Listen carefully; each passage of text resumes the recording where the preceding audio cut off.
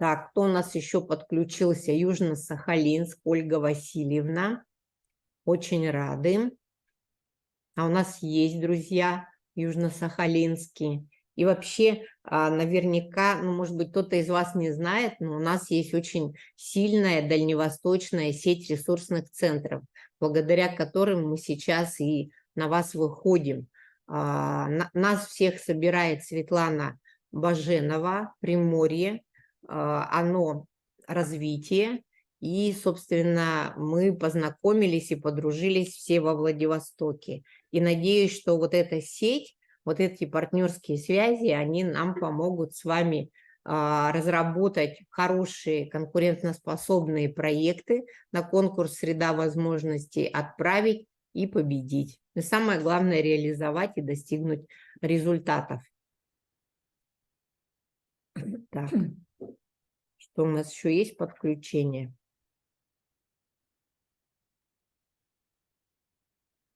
Да, наши контакты, коллеги, вы себе можете сохранить, пока мы ждем подключения. Сохраните, мы есть ВКонтакте, у нас достаточно активные соцсети в Телеграме, YouTube-канал, очень много вебинаров, посвященных и проектированию, и технологии работы с выпускниками детских домов.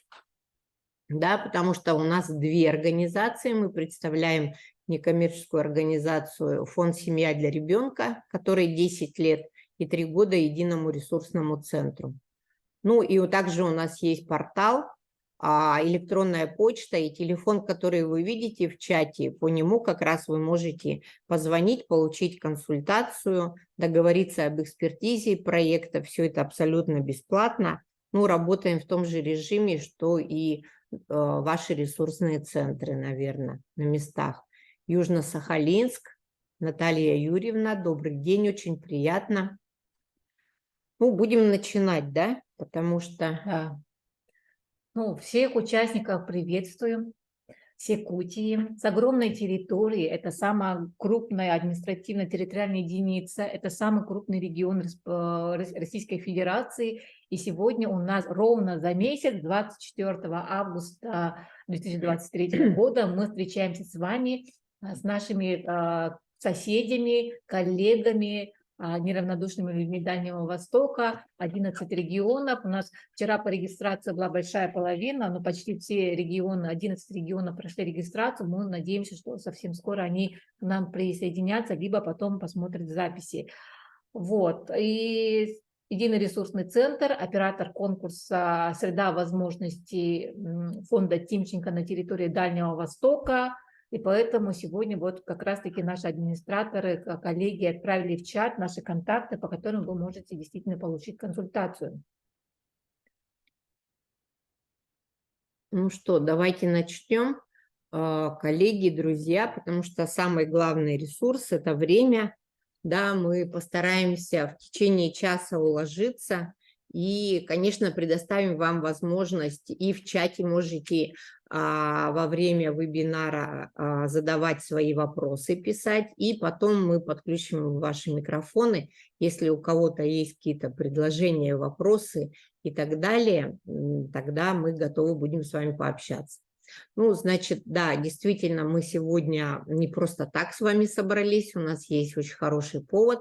24 июля этого года начал старт конкурс «Среда возможностей» благотворительного фонда Елены и Геннадия Тимченко. Дальний Восток у нас представлен на карте вот таким образом, нас много. Нас 11, мы вроде бы разные, но нас очень многое объединяет, мы это понимаем на встречах ресурсных центров именно Дальнего Востока, да, у нас схожие есть актуальные проблемы, экологические, социальные, удаленность от центра, проблемы, или, может быть, у кого-то на дальних территориях, еще так же, как наших арктических, есть момент цифрового неравенства, я бы так сказала, даже прямым текстом, потому что действительно отсутствие или слабый медленный интернет не позволяет нашим, например, некоммерческим организациям участвовать в конкурсах федерального значения. да, а дети у нас и подростки закапсулированы, они не могут выйти в большой, так скажем, эфир, большое поле всего мира, узнать, что происходит, развивать все свои гибкие навыки и всесторонне развиваться. У нас дорогостоящие с вами авиаперелеты, очень многие места, куда не летают самолеты, не ходят поезда, и это вообще у нас практически 2/3 Якутии, и поэтому, мне кажется, здорово, что нас объединили именно по федеральным значит, округам. Я думаю, что проблематика у нас действительно с вами будет схожа. И еще что нас объединяет, что у нас очень много территорий с численностью до 50 тысяч человек. А именно такие территории, на такие территории направлен фокус именно фонда Тимченко. То есть не может принять участие, например, в Якутии город Якутск и Нерюнгри, потому что жителей больше, чем 50 тысяч человек. И не может принять округ автодорожный города Якутска или Хатасы-Тулагина, пригороды, да, где, да, меньше, чем 50 тысяч населения, но это территория, которая отнесена к городскому округу и городу или муниципалитету свыше 50 тысяч человек. Прошу обратить внимание сейчас сразу на это, коллеги. Целью конкурса является поиск и поддержка комплексных, долгосрочных проектов, и мы об этом будем говорить, почему комплексных и долгосрочных, которые улучшают существующие или создают новые возможности для детей и подростков на малых территориях. И есть отличительная особенность. Это особенность именно фонда Тимченко, и она нам очень импонирует, потому что все проекты, коллеги, которые мы с вами будем разрабатывать и отправлять на конкурс, они должны опираться на мнения и потребности, высказанные детьми и подростками в процессе разработки проектов, а также важно их активно вовлекать в реализацию. Кто может участвовать в конкурсе? Сразу, чтобы снять вопросы, да, это некоммерческие организации любого типа, ну, сразу смотрим, кто не может, любого типа, кроме политических партий и движений, и профсоюзов. Бюджетные учреждения могут, и это здорово, получается, различные бюджетные учреждения в социальной сфере, такие как колледжи, детские сады, техникумы, школы, дома культуры, библиотеки, комплексные центры социального обслуживания населения, музеи, социально-реабилитационные центры могут быть и так далее, но не могут участвовать казенные бюджетные учреждения, муниципальные или государственные. Коммерческие организации не могут подать заявку, но они могут быть партнерами, мы об этом поговорим чуть позже. И понятно, что органы государственной власти и органы местного самоуправления тоже не могут быть заявителями, но они могут выступить в качестве партнеров. Ну, еще хотелось бы обратить внимание, что заявитель – это одна история, но очень важно – это сформированная команда, да, на берегу из деревень, сел, малых городов, других поселений. И в команде, конечно, должно быть, ну, точно не один человек, но фонд Тимченко предлагает, что одна команда отправляет одну заявку, да, и в команде должно быть, ну, минимум 3 человека. Ну, я думаю, 3 организации либо учреждения. Да, партнеры. и 3 организации, 3 партнера и так далее. Поэтому это командная межведомственная история, потому что мы не делим детей на хорошая жизненная ситуация, трудная жизненная ситуация, такая целевая группа, сякая. Поэтому здесь, вот смотрите, номинации, то есть наша целевая группа – это все дети, да, проекты для детей до 6 лет, проекты для детей от 7 до 13 лет, проекты для детей 14-18 лет и проекты для детей и подростков без ограничения по возрасту. То есть обратите внимание, да, что нету у нас здесь каких-то других целевых групп детей. У нас с вами инклюзия, если мы речь ведем еще и включение такой целевой группы, как дети с инвалидностью и с ОВЗ.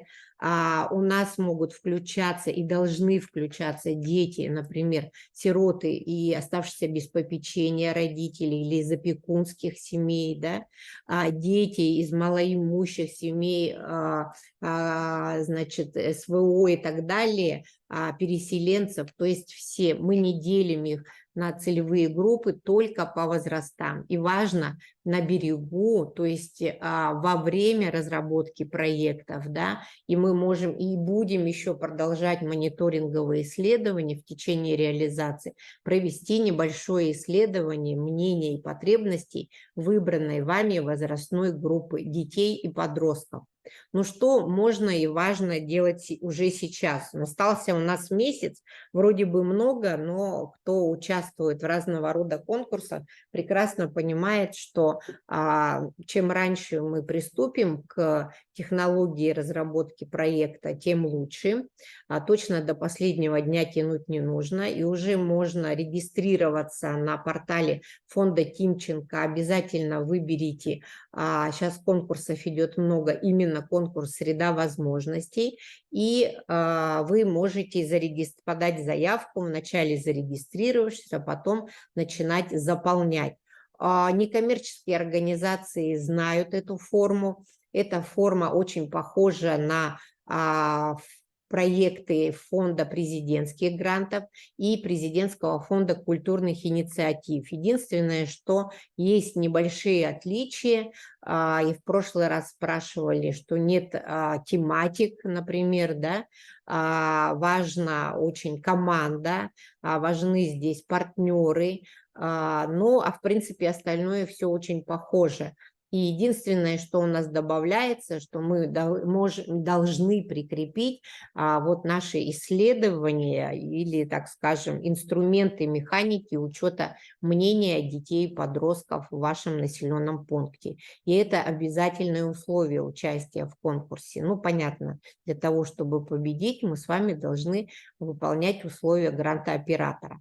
Да? Как подать заявку на конкурс? Здесь нужно понимать, что у вас должна быть отсканированная в хорошем виде актуальная версия устава с отметкой регистрирующего органа, выписка из ИГРЮЛ, документ, подтверждающий статус юридического лица, но это только для государственных и муниципальных учреждений, то есть решение о создании учреждения. Здорово, если у вас будет хорошее подкрепление письмами поддержки со стороны партнеров, соорганизаторов, а у кого-то есть соглашение о сотрудничестве, актуальные, да, и вот о чем я говорила, результаты обсуждения проекта с детьми и подростками, подходящие по возрасту выбранной номинации.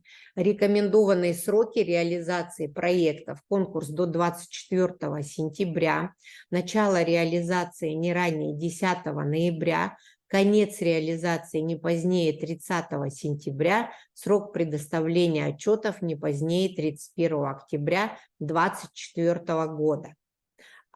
Еще важная составляющая для тех, особенно бюджетных учреждений, кто никогда не участвовал в таких конкурсах, как фонд президентских грантов, президентский фонд культурных инициатив. У нас есть такая база данных лидеров, активных граждан, некоммерческих организаций, и эта база, она хранится на портале созидатели.ру. И когда вы будете вбивать разделы «Руководитель проекта», хочу обратить внимание, что руководителем проекта не обязательно должен быть директор школы или директор социального учреждения. Это может быть человек, которого вы определили вашей командой, что он действительно исполняет функции идейного вдохновителя, голова, так скажем. Управление проектом. И будет управлять именно самый главный топ-менеджер проекта. проекта именно. И когда вы будете заполнять команду, вы увидите, что вас попросят, есть возможность подгрузить это все через созидатели.ру. Вроде бы как это может кому-то понравиться, кому-то не понравится, но это облегчает путь участия в следующих конкурсах. И это говорит о том, что в этой поисковой системе вас определить и найти будет очень легко. И другие конкурсы, в которых вы будете участвовать, разного характера, вы уже полностью с интерфейсом вас как лидера, с вашими интересами, образованием, участием в других проектах, благодарственные письма, отличительные какие-то научные степени и так далее, вы всегда сможете прикрепить. И это Ну и говорит об вообще, открытости. да, ну и вообще особенность портала Созидателей, когда человек принимает приглашение в проект, это говорит о том, что этот человек, член команды, лично дал согласие на участие в проекте. Да, мы никого на Аркане в наш проект, точнее, в ваш проект не привели. Это важно. Финансирование проектов хороший здесь, конечно, вопрос, на какую сумму можем подаваться. Есть такие две градации у фонда Тимченко: новички, да, и опытные, так скажем, организации. Вот новички точно могут идти на грант не более 500 тысяч рублей на весь период реализации проекта. То есть новички, кто это такие? Те, кто не имеют опыта или имеют незначительный опыт деятельности с детьми и подростками с применением принципов соучастия. Вот с этой вот опорой на исследования, опросы, там, стратегические сессии и так далее, родителей, среди родителей, детей и подростков. Об этом Надежда поподробнее расскажет. Не более 1 миллиона рублей на весь период реализации проекта. Это сумма гранта для организаций, которые имеют опыт деятельности с детьми и подростками с применением принципов соучастия и могут подтвердить это в соответствующих разделах заявки. Обратите внимание.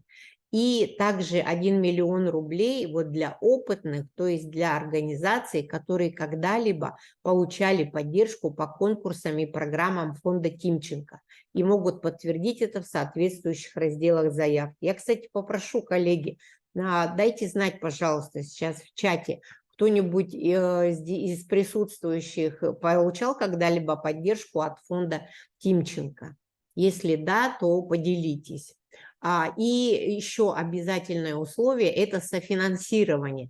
Не менее 10% от общей суммы заявки – это для тех, кто идет на 500 тысяч. Угу. И софинансирование не менее 20% от общей суммы заявки для тех, кто идет на 1 миллион, в пределах 1 миллиона.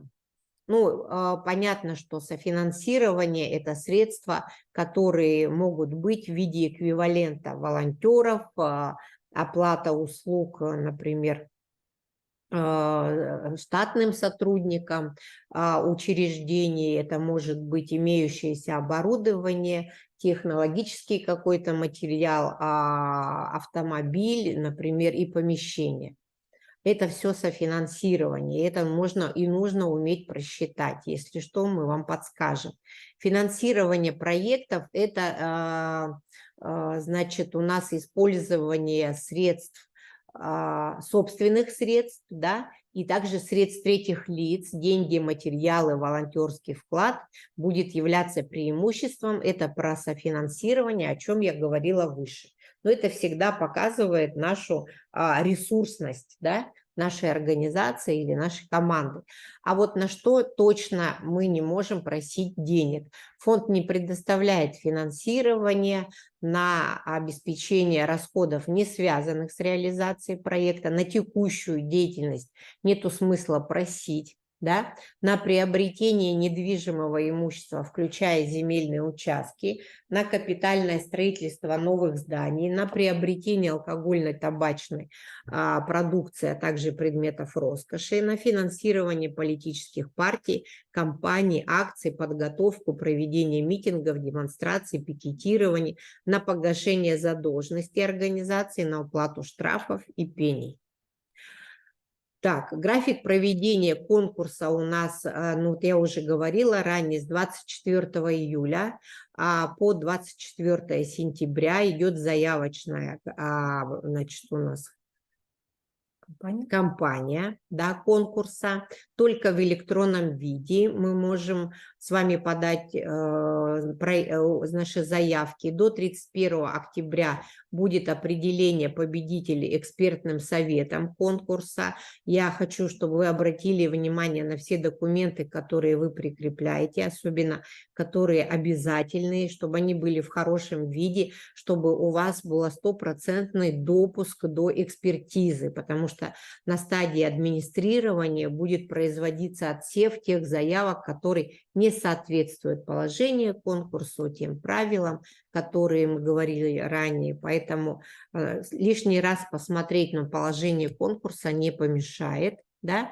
И до 10 ноября будет заключение договоров благотворительного пожертвования между победителями и нами, единым ресурсным центром. Поэтому нам с вами дружить, да, и с теми, кто будет заявляться, и с теми, у кого будет история успеха, поэтому, я думаю, нам с вами по пути.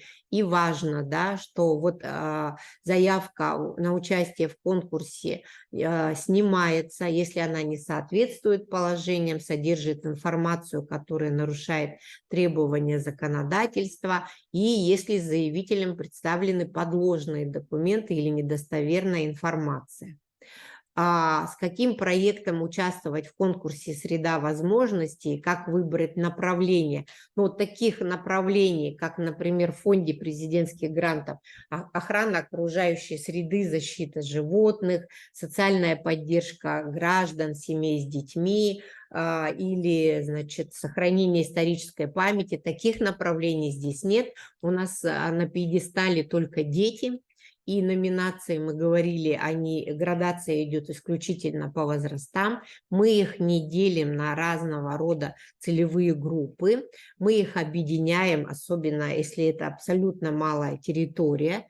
Да. Тема может быть любой. Самое главное, чтобы она была направлена на создание и развитие развивающей такой доброжелательной среды для всех детей, выбранной вами возрастной группе на вашей территории. Проект должен быть системным, я бы сказала, комплексным, межведомственным, с привлечением партнеров, соратников. И интерес к выбранной теме должен быть выявлен вами и подтвержден в рамках предварительного исследования по учету голоса ребенка. Ну, перед тем, как мы поймем все-таки, по каких же проектам ожидает фонд Тимченко на конкурс «Среда возможностей», я бы хотела все-таки немножко вот до этого этапа немножко умозаключить, да, что все-таки мы должны понять о том, что заявки подаются либо от бюджетной организации учреждения, либо от некоммерческой организации. Мне очень нравится принцип фонда Тимченко тем, что это малые территории, и как раз-таки дается шанс выиграть грант и реализовать проект по созданию развивающей среды для детей и подростков всех категорий возрастов. Именно что... Как они говорят, да, эксперты фонда Тимченко, что и так у вас мало детей, и зачем создавать такую конкурентную среду, что реализуется несколько проектов, и все не могут поделить детей. То есть, действительно, фонд Тимченко уже на протяжении более 15 лет реализует различные проекты, и мы все знаем о том, что они проводят очень много мониторинговых исследований именно благополучия детей, именно в малых территориях, и поэтому как раз-таки был выявлен такой индикатор, что действительно для малых детей очень нужна вот такая среда именно партнерская, потому что детей действительно мало, и давайте мы создадим одну такую среду возможностей именно долгосрочным эффектом, то есть вы проекты можете дальше еще продлевать, да, мы к нему еще остановимся, и обязательно это должны быть проекты партнерские, я надеюсь, вы поняли о том, что то есть заявка подается от бюджетного учреждения либо некоммерческой организации, но подается партнерский, межведомственный, комплексный, системный проект, и поэтому сейчас вы можете уже себе накидать, кто же будет выступать вашим партнером, да, потенциальным партнером, но к этому можно не спешить, потому что главный принцип, который у нас действует в конкурсе «Среда возможностей», это опора на потребности, интересы и мнения детей. И поэтому сейчас вы будете наверняка приступать к исследованию, о котором говорила Ольга Анатольевна, да, во время заявочной кампании, либо если у вас имеются уже свежие данные исследования в течение июня-июля, то они тоже могут подойти как обоснование, как опора на мнение, интересы, потребностей детей.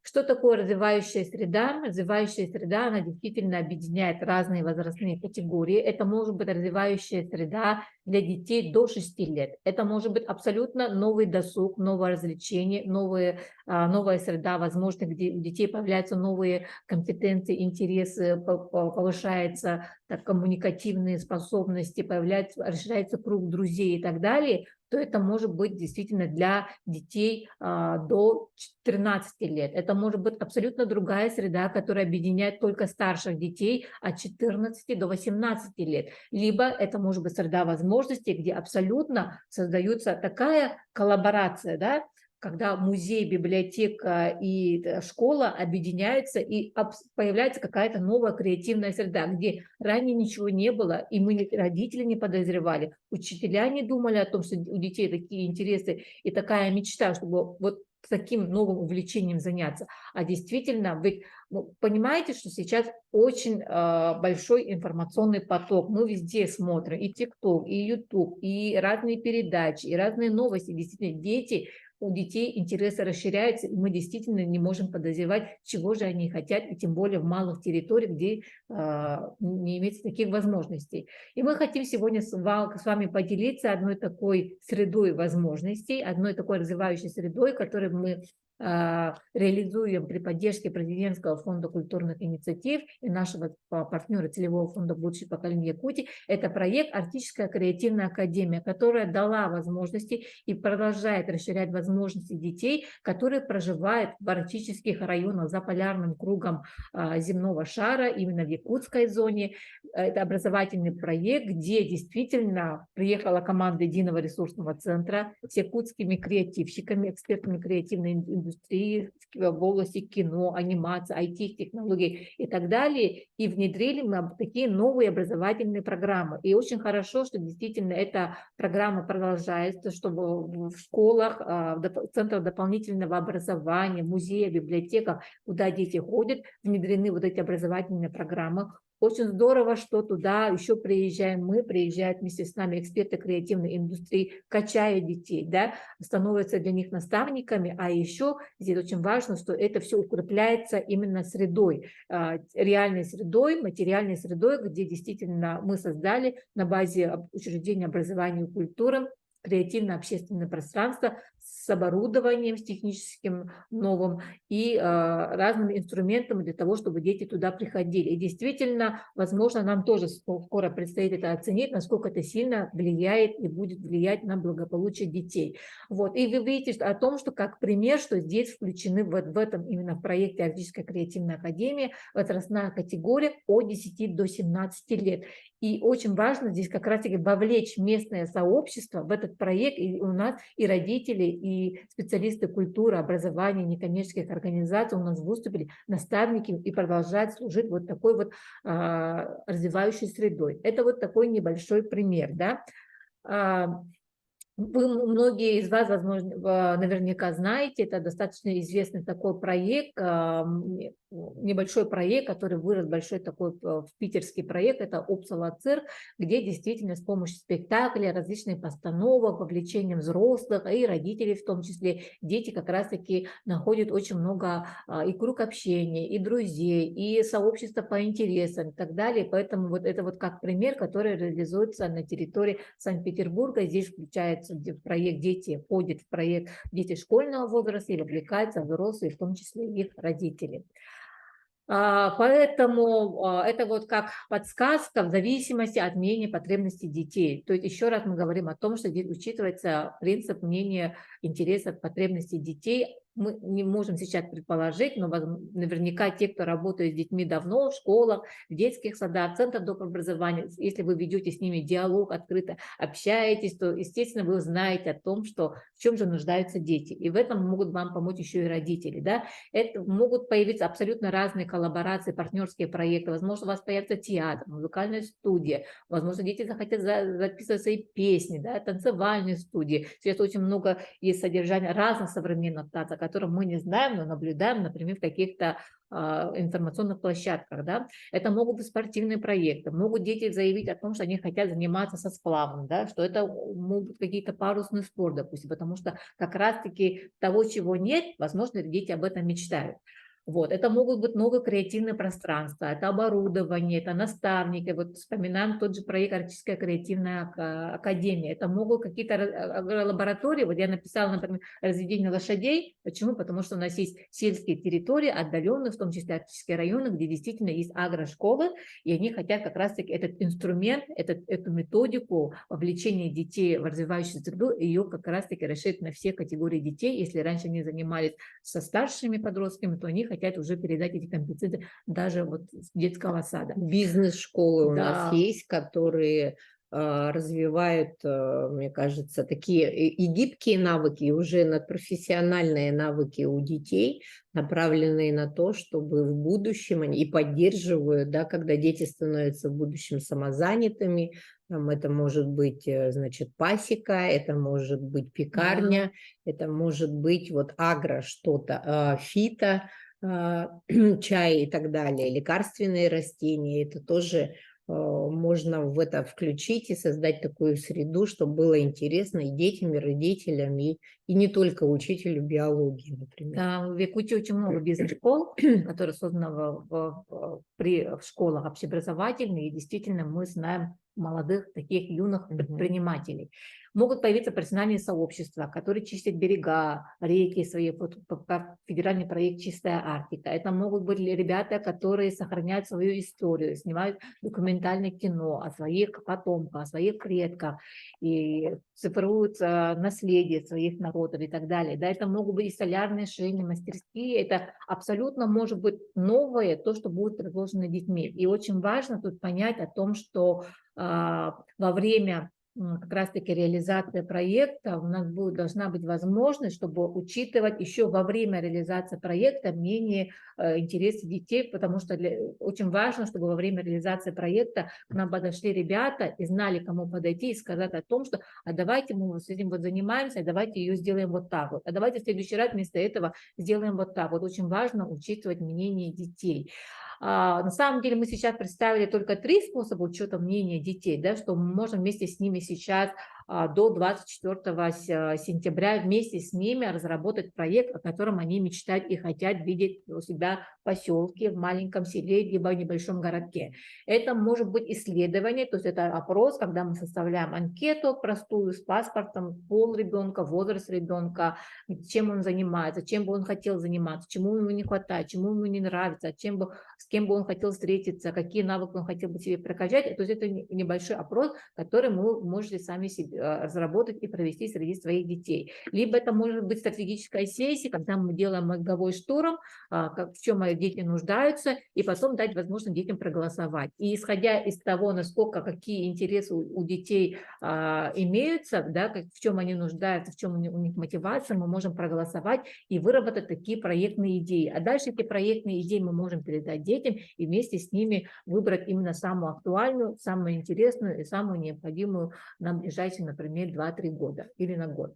Вот, это очень важно. Поэтому мы задали тоже такой вопрос фонду Тимченко, могут ли еще другие свои методики применить, интервью, там, видео какие-то там интервью, да, фокус-группы и так далее. Они сказали welcome, то есть абсолютно любой инструмент, который, на ваш взгляд, считается нужным и который действительно вытащит, так скажем, да, полностью мы можем зафиксировать интересы, мнения, потребности детей, мы можем ее применить. То есть здесь нет никаких границ, ограничений. Главное, чтобы мы действительно узнали настоящее мнение, интересы, потребности детей. И на портале, прошу прощения, что перебила, есть материалы, вот инструменты и механики учета мнения детей. и подростков, не нужно думать, что вам придется сейчас изобретать велосипед. Есть такие подсказочки, даже вопросы для интервью, вопросы для опроса и так далее. И ведь это можно сделать не только вот вам, например, как сотрудникам или у руководителям учреждений, некоммерческих организаций. Обязательно в команду, я считаю, нужно вовлекать активных родителей.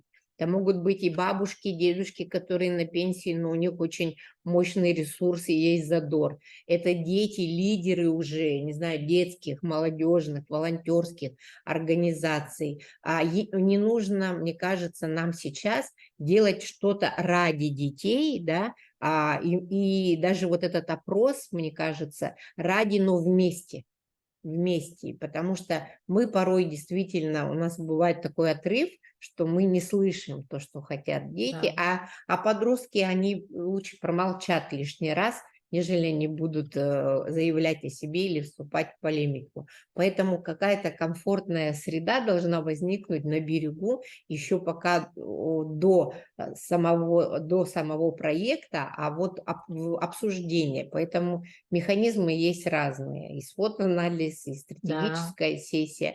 И это может быть на природе, или это как классный час. Ну, вы творческие люди, вы придумаете как. Мгм. Действительно, это так. И еще такой вопрос к нам и поступает, сколько же детей мы должны опросить, и всех ли детей нам нужно опросить. И действительно здесь мы тоже обращались к экспертам фонда Тимченко и коллегам, и они сказали о том, что действительно желательно, чтобы максимальное количество детей, которые находятся у вас во время заявочной кампании, чтобы их максимально просить 70 либо 80%. Но смотрите, у нас проект долгосрочный, и те, кто сейчас либо читал, знакомился с положением конкурса, либо им предстоит сегодняшнего дня прочитать, познакомиться с положением конкурса, там есть два разных понятия, что проект, мы пишем проект на 1 год, но с перспективой на 3 года. И поэтому вот в разделе 1 заявки у вас есть такой раздел «Видение развития проекта на 3 года». И очень важно действительно вам прописать проект на 3 года, каким вы видите после истечения, завершения реализации проекта 30 сентября 2024 года, каким вы видите развитие проекта дальше на 2-й год и на 3-й год, потому что нам, фонду Тимченко, и в том числе и нам всем, нужны именно долгосрочные проекты, которые повлияют детей не только на 1 год и изменят их жизнь, их благополучие в позитивную сторону на 2-й и на 3-й год. Это очень важно. И как раз-таки те проектанты, которые исполнят перед донорами такие аналитические финансовые обязательства, то есть предоставят отчет и еще докажут экспертам фонда Тимченко, что действительно эта среда возможностей, она отвечает всем принципам этого конкурса, и действительно в результате реализации проекта у детей повысилось благополучие, расширился круг там, друзей, коммуникативные навыки повысили, мотивация к учебе появилась, там детско-родительские отношения улучшились, то есть все хорошо, то они действительно получат финансирование уже на 2-й год и на 3-й год. То есть здесь, помимо вот разных принципов, о которых мы сегодня говорим, про равный доступ детей, про учет мнений детей, здесь очень важно знать о том, что это еще применяется здесь принцип расширения аудитории целевой, да, то есть 1-й год для того, чтобы опробировать, протестировать, работает ли эта среда возможностей, отвечает ли она действительно тем интересам, потребностям, мнениям детей, которые мы выявили во время опроса, анкетирования, фокус-группы и так далее, то очень важно действительно это доказать и опробировать ее здесь в рамках 1 года, допустим, на 30 детей, на 50 детей. На следующий год, когда мы здесь увидим, что ого, это классно, это работает, мы можем его тиражировать и уже увеличить масштаб проекта уже на 100 детей. А дальше можем еще увеличить и видоизменить проект уже на 3-й год. Вот такой вот принцип. Вот по приоритеты конкурса мы очень много сегодня говорим про улучшение благополучия детей и подростков. И как вы видите, вот примерно вот такие должны быть изменения, что такое благополучие детей и подростков в понимании фонда Тимченко и всех нас. Да? Это про расширение круга друзей, это про то, что появляются новые успехи и достижения в занятиях и общественной работе. У детей расширяется круг общения и связь внутри местного сообщества. То есть и взрослые, и учителя, и наставники, они все заинтересованы, и партнеры в том числе.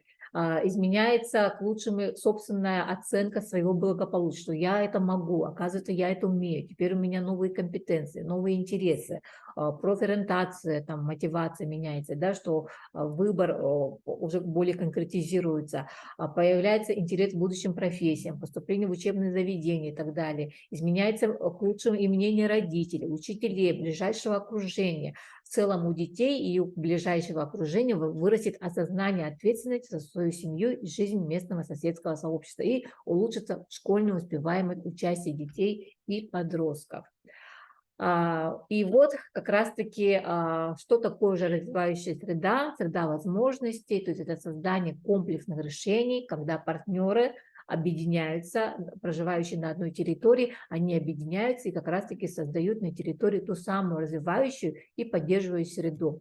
Это про активных участников, которые могут возможность проявить инициативу, да, и дети, и взрослые могут стать инициативами, вообще инициаторами идей.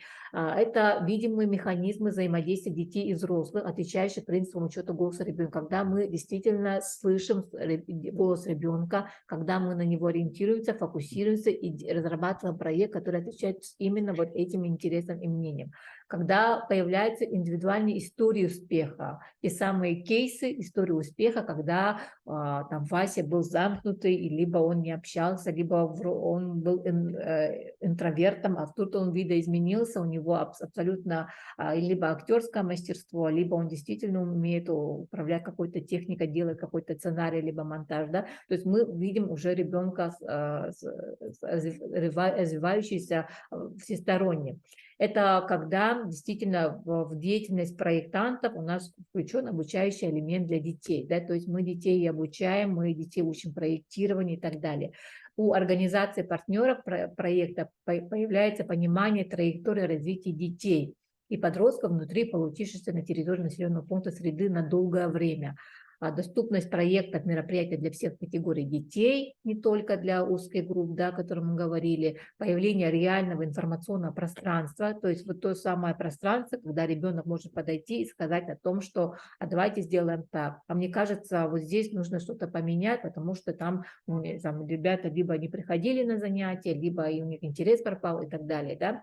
Это понятные повторяемые способы презентации детской и подростковой активности местному сообществу, то есть на территории меняется, да, история, и родители имеют поддерживающую функцию для детей и подростков и имеют возможность еще присоединиться, да, и в долгосрочной перспективе появление и развитие новых видов активности и сценариев поведения на территории. Ой, вот так. Ну и еще хотела бы я добавить, Мгм. можно вот обратно вернуть, что про партнеров. Партнеры могут быть коммерческие организации, и это даже здорово.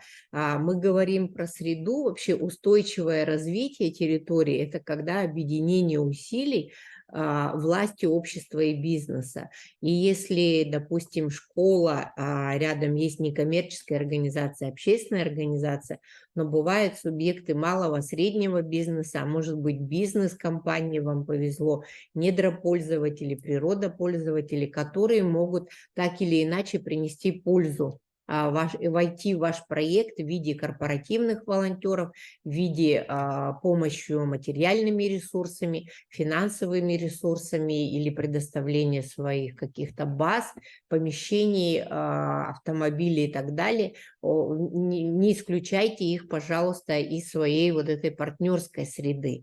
Ну и про, может быть, точки входа. Ну, к примеру, у нас есть горный район в Якутии, где значит, администрация приняла решение, вначале, может, не всем понравилось, распоряжением своим они издали такой приказ, что библиотеки становятся точки входа для детей, молодежи, старшего поколения, где начинаются активности, это открытые пространства, это проектные офисы и так далее. И мы, когда свои креативные пространства-то в Арктике открывали в 7 арктических районах, у нас это были где-то музей, где-то учреждение доп. Образования, где-то и чаще всего это библиотека, где-то IT-центр, где-то дом духовности, да, или центр культуры.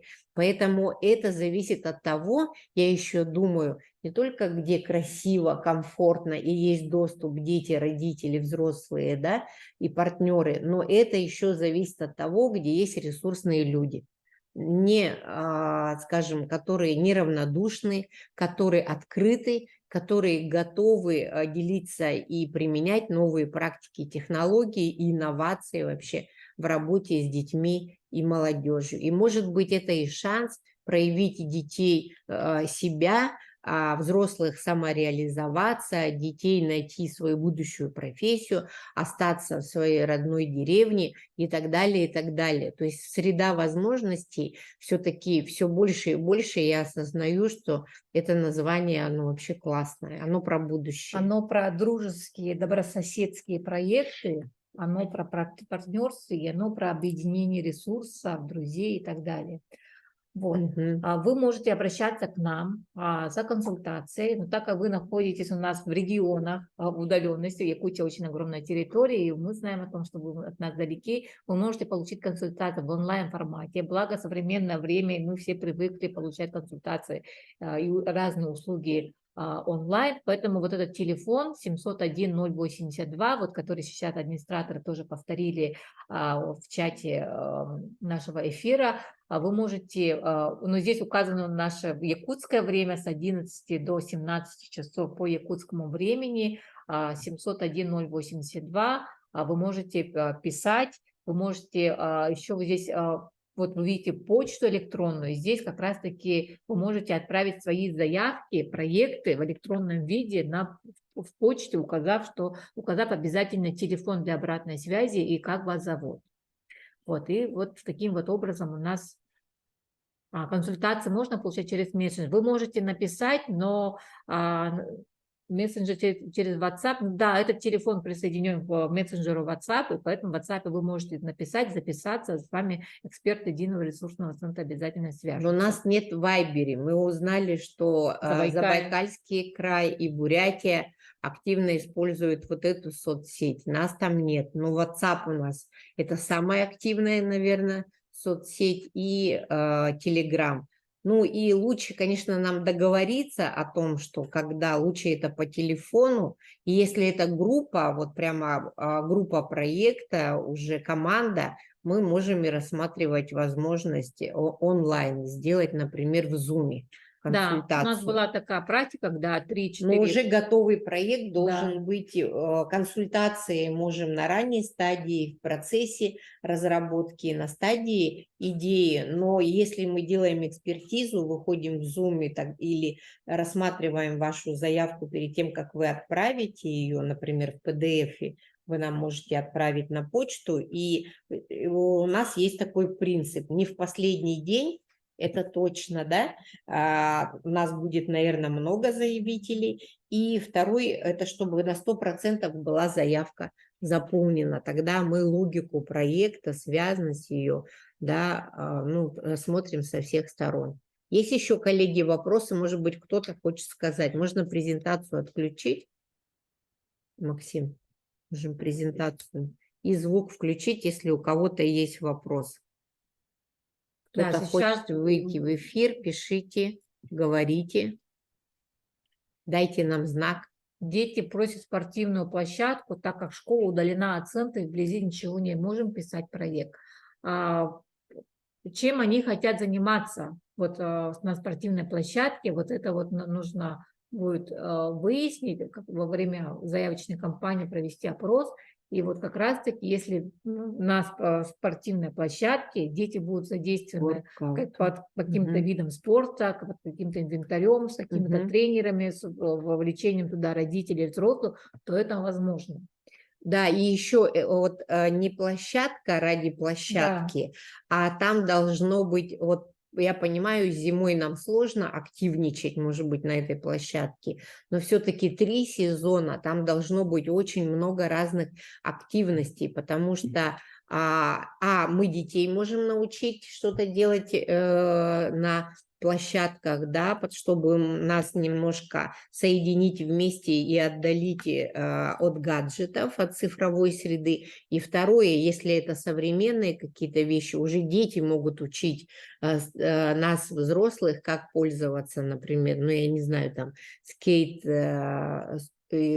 там, самокат и так далее, но это должно быть направлено на развитие ребенка, не только на его физические, да, навыки какие-то, а на развитие мы говорим про возможности, но больше ориентир на всестороннее. И здесь надо подумать, это тоже творческая история, учить учиться, учить играть, учить дружить, потому что мы же говорим вовлечение детей, особенно дети, которые, может, чувствуют себя аутсайдерами в какой-то период, дети, которым сложно передвигаться и в силу каких-то причин, да, а дети, которые удалены, и они на эту площадку, может, вообще не доберутся. Тогда надо подумать, как эту площадку сделать открытой, доступной, комфортной и доброжелательной. Есть еще, коллеги, вопрос?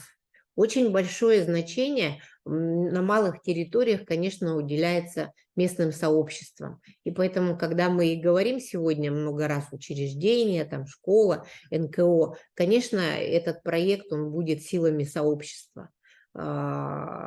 Родительского, взрослое, молодежное, детское. И задача, чтобы вот это сообщество у нас сформировалось такое разновозрастное, но интересное. Я думаю, что много что делается на наших территориях, но иногда нам просто нужно проснуться. Проснуться и начать что-то делать. Есть, коллеги, еще вопросы? Добрый день, добрый день. Меня слышно? Я думаю, что Дальний Восток-то проснулся уже. Если вопросов нет, значит мы... есть вопрос. Отлично. Звук прибавить. Меня Сейчас. слышно? Да, сейчас еще звук мы чуть побольше сделаем звук. Да, слушаем вас. Вот какой вопрос бы я хотела задать. Я вчера созванивалась с Надеждой Моисеевной, она сказала мне обязательно подключиться и послушать вас. Мой вопрос вот заключается в чем. Я являюсь автором проекта по патриотическому воспитанию. Я хотела бы его применить у нас в населении. Но в связи с тем, что в положении прописано ограничение по участию, именно то, что муниципальные образования не могут участвовать, как казенные, да, я хотела бы узнать, если я объединю, например, для участия в этом проекте школу и библиотеку, какие документы подтверждающие нужно, вот там было прописано, что нужны подтверждающие документы, какие именно? Ну, устав, это точно, да, выписка из ИГРЮ и для учреждения документ, подтверждающий решение о создании. Да, это там протокол, да, зависит от того, какое решение было. Приказ, протокол и так далее. Ну вот эти, во-первых, у нас презентации было, мы презентацию вам отправим, да, перечисленные. И еще, конечно, на портале в положении тоже есть. Но эти документы у учреждений точно имеются. Главное, чтобы они, если они бюджетные, чтобы они не были казенными. Да? Вот это. Да, вот именно с этим вопросом и был у меня возник. Казенное точно не пропустят, а бюджетное, значит, автономное бюджетное учреждение другого типа, конечно, может принять участие. Надо просто определить, может быть, с другого подойдитесь, а казенное учреждение станет партнером. Вообще не вопрос. Нет, просто вот здесь, например, в пункте 2 прописано для организаций, которые имеют значительный опыт деятельности с детьми и подростками, применение принципов соучастия могут подтвердить. У нас, например, смотрите, у нас школа, например, имеет достаточный опыт, потому что это все-таки школа, это для детей, да, для всей категории почти детей от 7 лет и старше до 18 лет, и поэтому А вот как раз-таки в вводном вебинаре, который проводили эксперты фонда Тимченко, как раз-таки был, что к организациям, которые имеют значительный опыт реализации проектов с применением принципа соучастия, это как раз-таки будет школа, но как раз-таки в разделе «Организация заявитель» в заявке в 4 разделе вам вот как раз-таки таким учреждениям, как школа, детский сад, очень нужно будет как раз-таки подробно расписать проекты для того, чтобы эксперты действительно вам поставили, что это действительно организация опытная.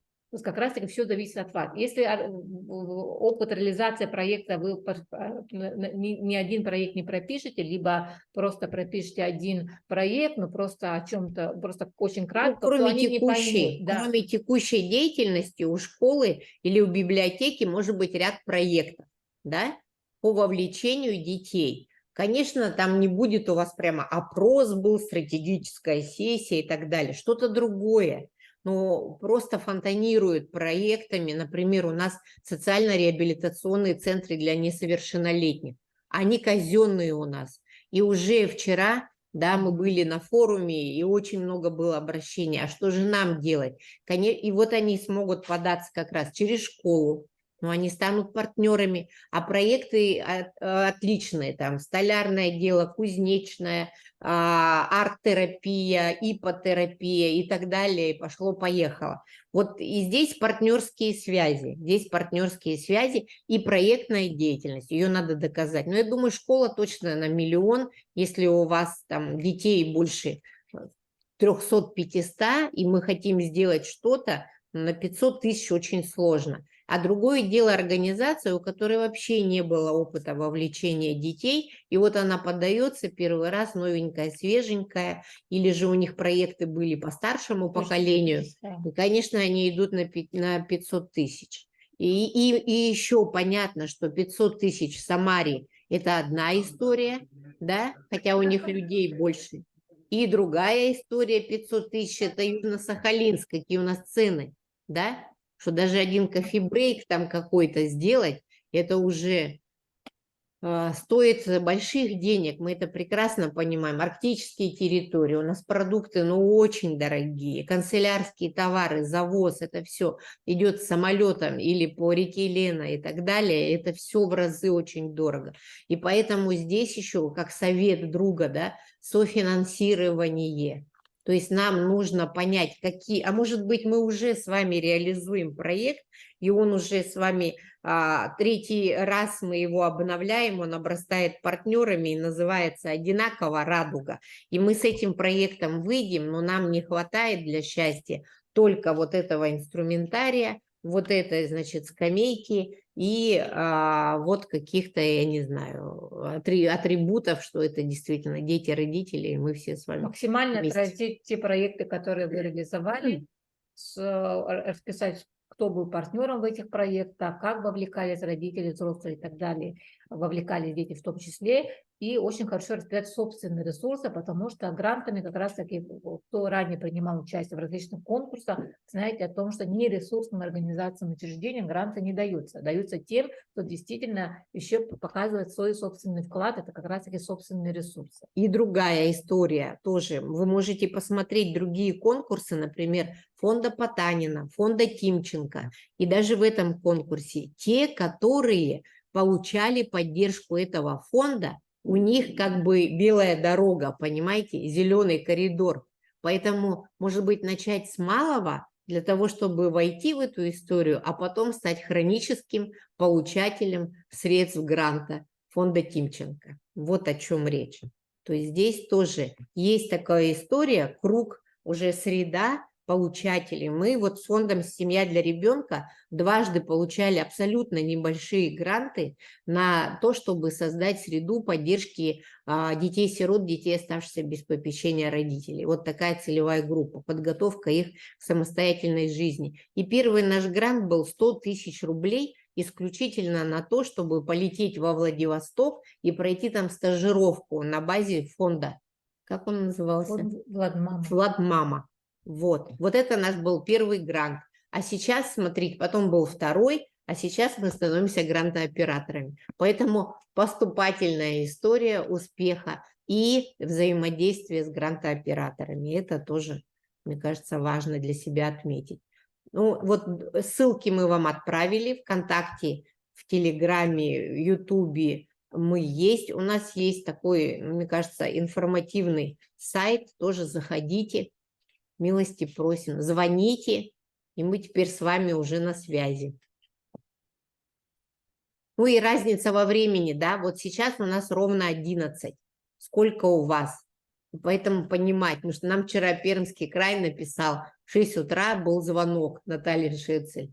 Нам с Южно-Сахалинска, по-моему, да, с Сахалина был звонок, который разбудил и спрашивал о том, что, ну, вот о конкурсе. Поэтому мы вот это вот учитываем, но нам с вами точно по пути, потому что примерно время у нас дальневосточное, мы друг друга слышим и видим. Да, так что ждем ваши заявки на экспертизы, Да. ждем вас на наших консультациях. Успехов, смелости, ну и поддержите друг друга для того, чтобы все наши усилия были направлены на создание среды возможностей для наших детей и подростков Дальнего Востока. Пробуйте обязательно.